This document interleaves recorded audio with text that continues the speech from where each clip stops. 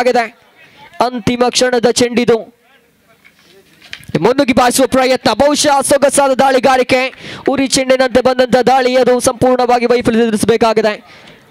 ಓವರ್ನ ಇನ್ನಿಂಗ್ಸ್ನ ಮುಕ್ತಾಯದೊಂದಿಗೆ ಗಳಿಸಿಕೊಂಡದ್ದು ಒಟ್ಟಾರೆಯಾಗಿ 8-9ರ ಗುರಿ ಇದೆ ಜೆಡಿ ಬಾಯ್ಸ್ ಬಂಟ್ವಾಳ ತಂಡಕ್ಕೆ. ಕದ್ದೊಡ್ಬೇಕಾಗಿದೆ.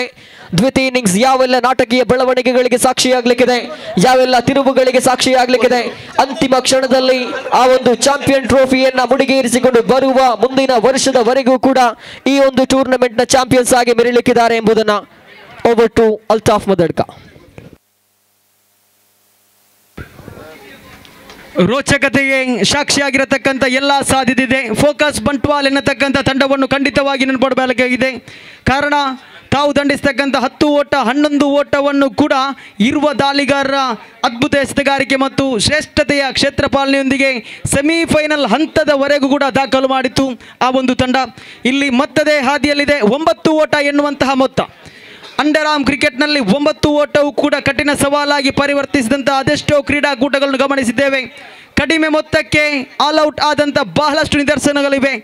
9 ಓಟಕ್ಕೆ ಆಲ್ ಔಟ್ ಆದಂತಹ ನಿದರ್ಶನ 30 ಓವರ್ಗಳಲ್ಲೂ ಕೂಡ ನಾವು ಗಮನಿಸಿದ್ದೇವೆ. ಇದು ಅಂಡರ್ ಆರ್ಮ್ ಕ್ರಿಕೆಟ್.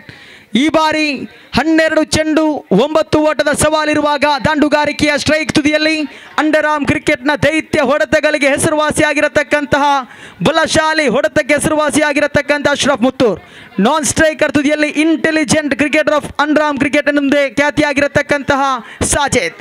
ಪ್ರಥಮ ಚೆಂಡಿಗೆ ದಂಡಿಸಿದ್ರು, ನೇರವಾಗಿ ತಾಚೀರ್ ಅವರ ಬಗಸೆಯಲ್ಲಿ ಹುದ್ದಾರಿ.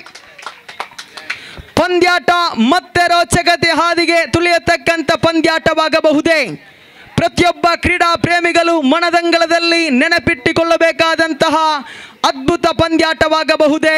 ತಂಡದ ಮಾಲಕ, ತಂಡದ ಕಪ್ತಾನ, ತಂಡದ ನಾಯಕ ಪೃಥ್ವಿರಾಜ್ ಅಂಕಣ ಒಳಭಾಗಕ್ಕೆ ಜವಾಬ್ದಾರಿಯನ್ನು ಹೆಗಲಿಗೇರಿಸಿಕೊಂಡು ಫೈನಲ್ ಪಂದ್ಯಾಟದ ಒತ್ತಡವನ್ನು ಅರಿತುಕೊಂಡು ಮೈದಾನಕ್ಕೆ ಪ್ರವೇಶ ಕಂಡುಕೊಳ್ಳುವುದೇ ಆದರೆ ನೌಶಾದ್ ದಾಳಿಗಾರಿಕೆಯಲ್ಲಿ ಮತ್ತೆ ಮುಂದುವರಿತಾ ಇದ್ದಾರೆ.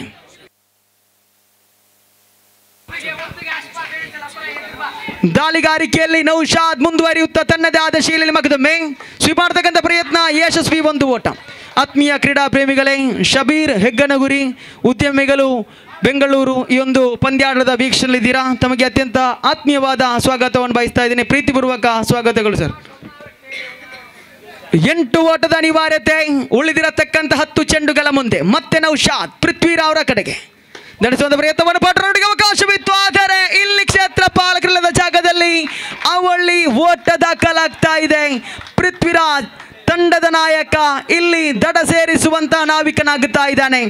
ಸೊಗಸಾಗಿ ದಂಡಿಸ್ತಾ ಇದ್ದಾರೆ. ಕ್ಷೇತ್ರ ಪಾಲಕರಿಲ್ಲದ ಜಾಗವನ್ನು ಅರಿತುಕೊಂಡು ಖಾಲಿ ಜಾಗವನ್ನು ಅದ್ಭುತ ರೀತಿಯಲ್ಲಿ ಹುಡುಕಾಟ ಮಾಡಿ ಶ್ರೇಷ್ಠತೆಯ ದಂಡನೆಯೊಂದಿಗೆ 2 ಓಟ ಬಂದಿದ್ದಾದಲ್ಲಿ ಕ್ಷೇತ್ರ ಪಾಲನಾ ವಿಭಾಗವೇ ಎಚ್ಚೆತ್ತುಕೊಳ್ಳಿ. ಅಪ್ಪಿತಪ್ಪಿಯೂ ಕೂಡ ಸಣ್ಣ ಪುಟ್ಟ ತಪ್ಪನ್ನು ಕೂಡ ಮಾಡದೆ, ಚೆಂಡನ್ನು ಒಂದಲ್ಪವೂ ಕೂಡ ಮಿಸ್ ಮಾಡದೆ ಮೈದಾನದ ಭಾಗದಲ್ಲಿ ಹರಸಾಹಸದ ಪ್ರಯತ್ನವನ್ನು ಪಡಲೇಬೇಕಾಗಿದೆ. ಮತ್ತೆ ನೌಶಾದ್ ಸ್ವೀಪ್ ಮಾಡಿದ್ರು, ಮಗದೊಂದು ಯಶಸ್ವಿ ಓಟ. ಇದು ನಾಯಕನ ಜವಾಬ್ದಾರಿ ಆಟ, ಇದು ನಾಯಕನ ಅದ್ಭುತ ಆಟ, ಇದು ನಾಯಕನ ಶ್ರೇಷ್ಠತೆಯ ಆಟ. ಇದುವೇ ಜೆಡಿ ಬಾಯ್ಸ್ ಬಂಟ್ವಾಲ್ ತಂಡದ ನಾಯಕ ಪೃಥ್ವಿರಾಜ್. ತಂಡ ಅನಿವಾರ್ಯತೆಯ ಸಂದರ್ಭದಲ್ಲಿ ಯಾವ ರೀತಿಯ ಆಟವನ್ನು ತೋರ್ಪಡಿಸಬೇಕು ಎಂಬುದನ್ನು ಸ್ಪಷ್ಟದ ನಿದರ್ಶನದೊಂದಿಗೆ ಆಡ್ತಾ ಇದ್ದಾರೆ. ಮಗದೊಮ್ಮೆ ನೌಶಾದ್ ಸ್ವೀಪ್ ಮಾಡಿದ್ರು, ಮಗದೊಂದು ಓಟ. ನೌಶಾದ್ ರವರು ಎಸೆತಕ್ಕಂಥ ಪ್ರತಿ ಚೆಂಡಿನಲ್ಲೂ ಕೂಡ ಓಟವನ್ನು ಬಿಟ್ಟುಕೊಡ್ತಾ ಇದ್ದಾರೆ.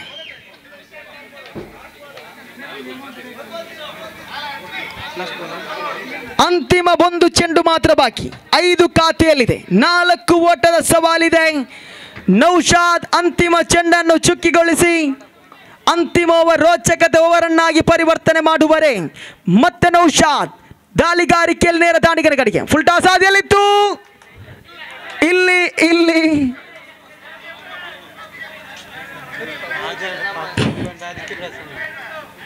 ತೀರ್ಪುಗಾರರು ತೀರ್ಮಾನ ನೀಡಬೇಕಾಗಿದೆ. ತೀರ್ಪುಗಾರರು ತೀರ್ಮಾನ ನೀಡುತ್ತಾರೆ. ಯಾವುದೇ ರೀತಿಯ ಸೂಚನೆ ಬೇಡ. 1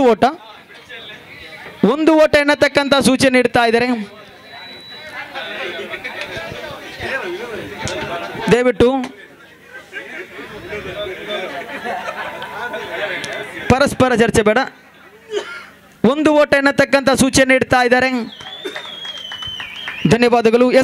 6 ಚೆಂಡು 3 ಓಟ.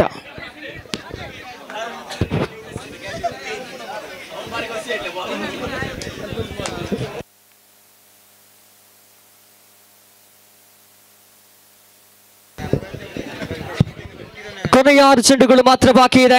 ಬಹುಶಃ ಜಿದ್ದಾಜಿದ್ದಿನ ಕಾಳಗವಿದು. ಅಸಾಧ್ಯವಾದದ್ದು ಯಾವುದೂ ಇಲ್ಲ, ಅಸಾಧ್ಯವೇ ಆಗಿದ್ದರೆ 10ನೇ ತರಗತಿ ಫೈಲ್ ಆದಂತ ಸಚಿನ್ ತೆಂಡೂಲ್ಕರ್ ಕ್ರಿಕೆಟ್ ಗಾಡ್ ಆಗ್ತಾ ಇರಲಿಲ್ಲ. ಕಂಡಕ್ಟರ್ ಆಗಿದ್ದಂತ ರಜನಿಕಾಂತ್ ಸೂಪರ್ ಸ್ಟಾರ್ ಆಗ್ತಾ ಇರಲಿಲ್ಲ.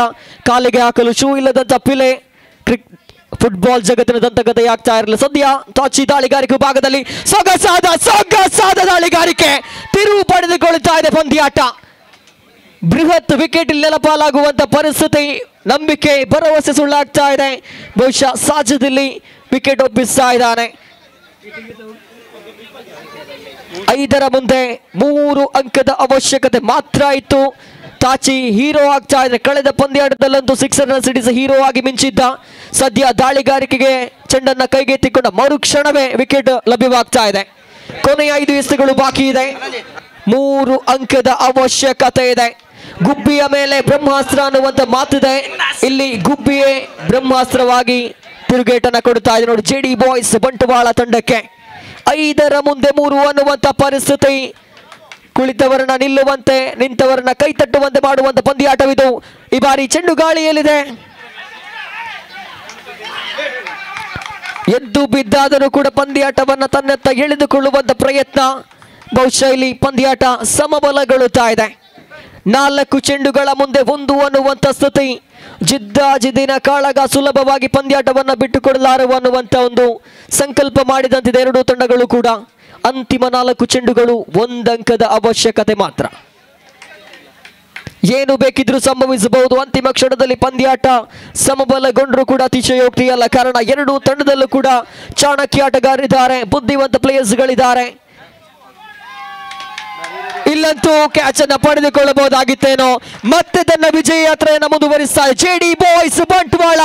ಸತತ 2ನೇ ವರ್ಷ ಬಾರಿಸ್ ಟ್ರೋಫಿ 2024ರಲ್ಲಿ ಚಾಂಪಿಯನ್ಸ್ ಆಗಿ ಹೊರಹೊಮ್ಮುತ್ತಾ ಇದೆ.